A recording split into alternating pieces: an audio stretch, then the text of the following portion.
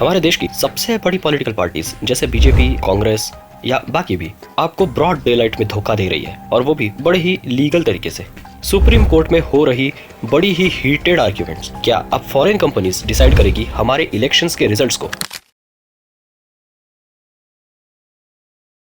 चलिए दोस्तों, आज आपको एक इंटरेस्टिंग आइडिया के बारे में एनलाइटन करते हैं। इलेक्शंस हमारी कंट्री के डेमोक्रेसी में एक बहुत बड़ा रोल प्ले करते हैं, और हमारी पॉलिटिकल पार्टीज ने 2019 में एक यूनिक वर्ल्ड रिकॉर्ड बनाया है। 2019 के लोकसभा इलेक्शंस ये दुनिया के आज तक के सबसे कॉस्टली इलेक्शंस रहे हैं, जिसमें एक एस्टिमेटेड 55 to 60,000 करोड़ रुपीस का खर्चा हुआ है, जो कि रफली 60 करोड़ पर सीट खर्च हुए, ऐसा ये कह सकते हैं अनुमान लगाकर। मतलब जहां एक कैंडिडेट के एक सीट पर 1 करोड़ की लिमिट दी गई है इलेक्शन कमीशन की तरफ से, वहां 62 करोड़ के अराउंड का अमाउंट खर्च किया गया है पॉलिटिकल पार्टीज की तरफ से इलेक्शन जीतने के लिए। पर ये लिमिट है कैंडिडेट पर, पॉलिटिकल पार्टीज पर तो कोई लिमिट नहीं होती, और वो कितना भी खर्चा कर सकते हैं। सो बेसिकली सभी को पता है कि इलेक्शन टाइम में इस देश में पानी की तरह पैसा खर्च किया जाता है for political gains and votes of course, और इसे रोकने का कोई तरीका अभी तो अवेलेबल होता हुआ दिखता नहीं है। तो ओवरऑल इलेक्टोरल प्रोसेस को ट्रांसपेरेंट बनाने की दिशा में गवर्नमेंट ने एक स्टेप लिया जिसका नाम है इलेक्टोरल बॉन्ड्स।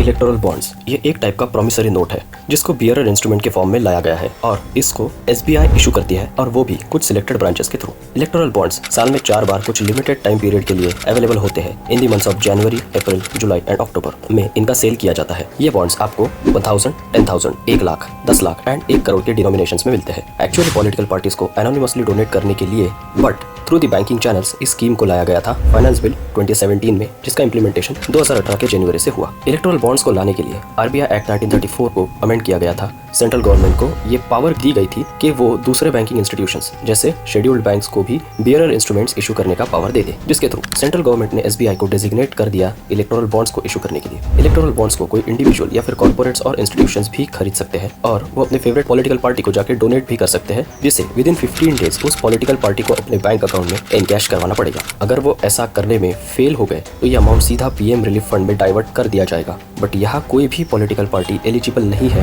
इलेक्टोरल बॉन्ड्स को रिसीव करने के लिए। सिर्फ वो पॉलिटिकल पार्टीज जो 29A section of representation of people act 1951 के अंडर रजिस्टर्ड है, मतलब जिनका लास्ट जनरल इलेक्शन में चाहे लोकसभा हो या असेंबली इलेक्शन, उसमें वोट शेयर एटलीस्ट 1% या उससे ज्यादा होना चाहिए। इस आइडिया में अगर पॉलिटिकल फंडिंग को क्लीन अप करने की बात हो रही है और बैंकिंग चैनल के थ्रू सब लेन देन हो रहा है, तो एग्जैक्टली वो क्या प्रॉब्लम्स है जिनको लेके election commission of India, RBI और इवन अपोजिशन पार्टीज इतना कंसर्न जता रही है?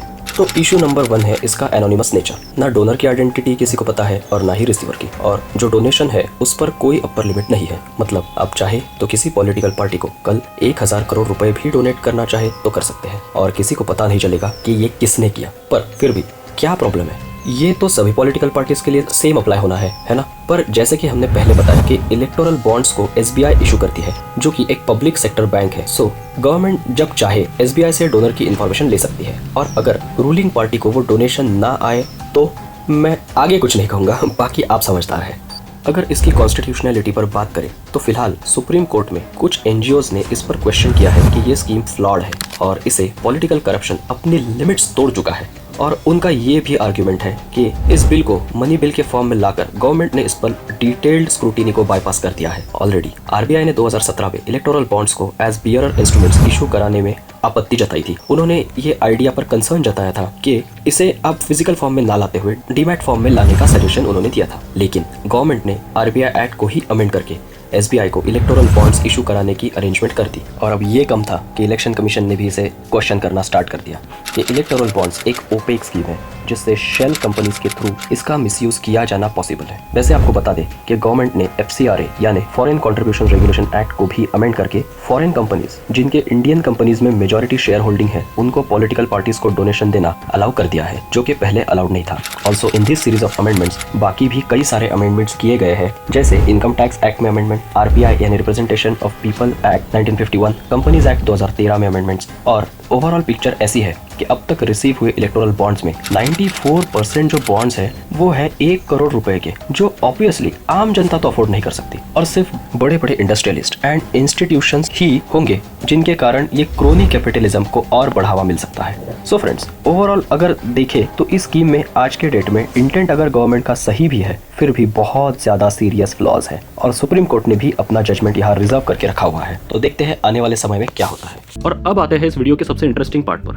क्या आपको पता है कि यूपीएससी की प्रिपरेशन में कोई भी सीरियस एस्पिरेंट, चाहे वो फन अकेडमी में जाके पढ़ता हो या फिर मिस्टर भाजीराम का प्रिय शिष्य हो, टेस्ट के लिए वो सरल यूपीएससी का रैंक 1 प्रोग्राम ही लगाता है, क्योंकि ये एक ऐसा यूनिक प्रोग्राम है जिसमें आपको यूपीएससी एग्जाम को सरल तरीके से कैसे डिवाइड एंड कॉन्कर करके जीता जा सकता है, उसकी रेडीमेड रेसिपी मिलती है। इस प्रोग्राम के बारे में और डिटेल्स को जानने के लिए आप डिस्क्रिप्शन में दी हुई लिंक को यूज करें, और ऐसे ही इंटरेस्टिंग टॉपिक्स पे आने वाले अगले वीडियोस को देखने के लिए चैनल को सब्सक्राइब करें, क्योंकि ऐसा करने से अब यूपीएससी होगा और भी सरल।